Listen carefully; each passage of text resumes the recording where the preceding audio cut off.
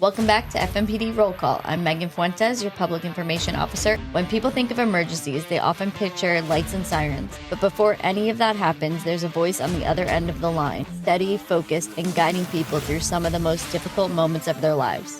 Joining me today are two members of our Communication Center. Thank you both for being here. Roll Call begins now. Let's start with introductions. Can you both share a little bit about yourselves and your roles here at the department? Hi, so my name is Kat. I've been at the department for almost 2 years. So I was getting a degree in criminal justice at FGCU, and my professor sent me the link. And she said, hey, this is something that you would be really good at if you're interested. So I just applied, and I think the thing that keeps me motivated here is knowing what I do matters in real time. And what about you, Haley? So my name's Haley. I have been with the Fort Myers Police Department Communications for 11 years, a little over 11 years, and I've been a supervisor for the last 8 years. So for someone who's never seen inside of a communication center, how would you describe what your shift feels like? Not just what you do, but what it's like in the moment. So I think you can go from a routine call to a non-emergency call to something life-threatening in seconds. I mean, things are just constantly rapidly changing, and there's a lot of multitasking, going with the flow, dealing with things day to day, and it's always changing. I second what Kat says. It's a lot of living in two worlds at once. You have to remain calm, collected, and clear on the outside, but on the inside, you're trying to be one step ahead and plan for the what ifs and what's next. What goes through your mind in the first few seconds of a call? Because we know when people are calling, it's usually on what could be their worst day of their life. So I think that's a good question. Most of the time, I'm just listening and trying to figure out what's happening as quickly as possible. There's a lot of things that could be going on, so figuring out what it is. And I feel like as long as I keep my calmness and composure, it definitely helps the caller get out what they need, where they need it, and we can get help out there. And I think that it's also assessing what kind of urgency or emergency the caller is having, because people have different meanings of what an emergency is. So kind of assessing and reading the caller to see if they're frantic, if they're calm, or like what their demeanor is. The job requires you to stay calm no matter what you're hearing over the phone. How do you keep that composure, especially when a call gets emotional? I think a lot of it comes from training and repetition. You get a lot of the same calls mostly every day, day to day. It definitely changes, but repetition keeps it the same. And you learn how to focus on the steps, what information to get. And when the room gets hectic, I think it's important to block it out and just focus on the call you're on. Yeah, I have to agree with all of that. And then definitely experience. The longer you've done this, the more likely you've heard many of the different types of calls. So not a lot really shocks you anymore in a sense. And if there's something that is new or that you maybe haven't worked before, you just have to remember to stay in the moment and focus on what needs to be done. How do you guys block out the noise?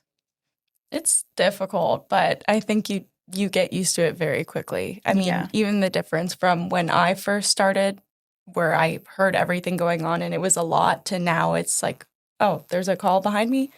So I think it's just time and getting used to the environment, because it's definitely not very common to be in a small, dark room just constantly hearing it all day. Yeah, I think that the more you're in there, the more you are able to tune stuff out that doesn't pertain to you per se. And then you hear those keywords, or you hear, something on the radio or something that someone's saying on the phone that kind of catches your attention and brings you back into it. Are there calls that stay with you? Maybe not even the biggest ones, but the ones that you still think about after your shift ends? I do think there are a lot of calls that do stay with you, good and bad, but also a big part of the job is compartmentalizing and focusing on the next person who needs help. So I think, we keep those calls always in the back of our minds, good, the bad, the sad, but continue forward. Yeah, there are a lot of calls or addresses or voices that they do stick with you over the years, even if you do try to put them in the back of your mind. But for the most part, just with training and time, you're able to kind of separate the two. And on the flip side, are there moments that remind you why you chose this job, the ones that make everything kind of worth it? Yeah, for sure. I think when I hear the relief in people's voices when responders get there, it's almost comforting. Or like I like to reassure them and stay on the line until they get there. And a lot of the time that gives people the sense that even though the responders aren't there, I am, and I'm not going to hang up until they get there. Yeah, we have a positive impact daily when we're talking to the callers. So I think that helps you to kind of remain calm and be grounded during especially high stress situations. And they are the remember of like why we're doing what we're doing. What's something people would be surprised to learn about what you do? I think I spoke about this a little bit earlier, but how well we compartmentalize. I think it takes a lot of emotional control to not personally relate to calls and not carry your feelings into the next, especially when it's call to call back to back. So I think compartmentalization is shocking to a lot of people. I think that's a really good point because it takes a lot of work to get to where you can compartmentalize everything and then also teamwork. There are a lot of little things that go on behind the scenes that people don't really think of. Like when we're getting one specific 911 call, there's somebody else who's checking the priors and looking up the phone number or looking up the address. Or, if we have a medical call, someone stays on the line with that person or they transfer just depending on the situation. But there's a lot of little things going on in the background. And I think that that's a great point because it's not all just answering the phone calls 24/7 as well. It's also kind of background checking for officers. And I know, like our recent homicide arrest, how was that with the amount of units on the scene yesterday and managing the calls and what everyone was saying? It was super chaotic. There was a lot going on for sure. You have different calls coming in, you have the news that's relaying information, relaying pictures, getting stuff out to the public. And then you have the public who, of course, they want to help us and they want us to find this guy. So they're calling in saying that they think that they see him, on, say, for example, like the south side of the city. And then you have someone else calling saying that they think they see him on the north side of the city. So a lot of running around, a lot of moving pieces to that one particular call, just kind of making sure that we're getting all the information out and everybody's all on the same page with everything. And you both have a lot of experience in this role. How has this job changed you, either personally or professionally? For me, I think this job has taught me a lot about staying calm under pressure, not taking things for granted, which is a big thing I don't think people think about, and definitely perspective. So it gives you a different perspective on life. You could be talking to someone who's having a not so great day, and it really opens your eyes. Like I'm complaining about the little things when there's people calling that are in life or death situations. I agree with that. And that's what I wanted to bring up as well. Just over the years, you are able to deal with the chaos. You're able to remain calm. I think you have a deepened sense of empathy and compassion, and you're more understanding than the average person because you are dealing with people who are calling at their worst moments and on their worst days. When someone calls 911, what do you wish that caller knew? One thing I wish they knew is that we're here to help. It's very beneficial to stay calm, answer the questions. We have to ask these questions. They don't delay anything. And I think another thing people forget is that kindness is very important. So remaining kind and remember we're people too. We feel things too. So we're just trying to get the help for you. A lot of the questions, well, every question we ask, there is a reason that we ask it. So I think if the public knew that, while they are calling during a high stress situation, someone else is getting the officers en route. So they're doing the second part. We're getting the information and someone else is doing the next part.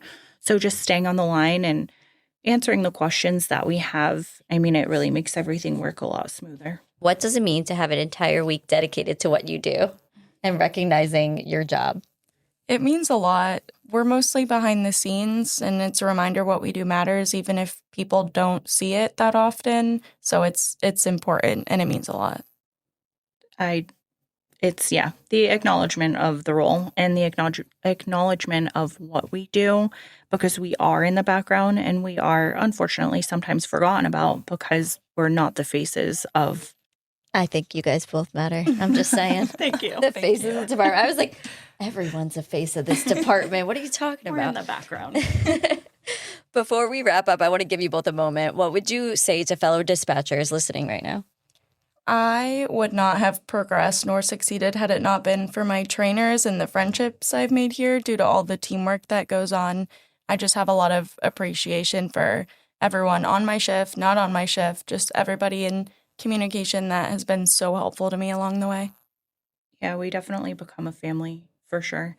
And I think that the teamwork, the family aspect of it, we show up for people on their worst days. We're here together working, 12 hours, weekends, holidays, all of those things.